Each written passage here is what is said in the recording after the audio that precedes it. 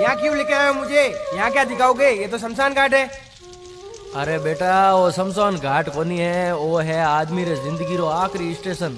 ओ देख अटकाए लिखियोड़ो है, मंजिल तो तेरी यही थी, बस जिंदगी गुजर गई आते आते।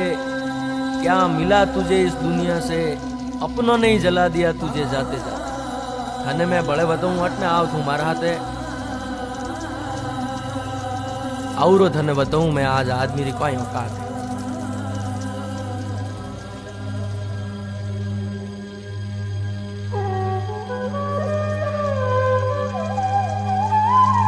अट बे हेटो बे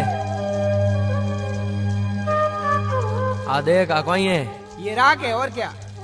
आ राख वन लोगो री है रे जको होस्ता के मोरवी नो आ दुनिया हाले ही कोनी। अच्छा थारू मोटा मोटा पयो वालो री राख है। थार कने की हमोन कोनी है, थार कने हमोन है जको हैंग थू पैरियो फिरे। कोई वा राख दिखे थने? वार कने कीती संपत्ति ही वनी ठाक बनतो, बाकी आ राख राख पड़ी है ने आई हमें हियाले हियाले पड़ी है रे। उनाला में जिन टाइम भितोड़िया बाजी के आई अटनी रे आई उड़न जाई फ्री समझियो।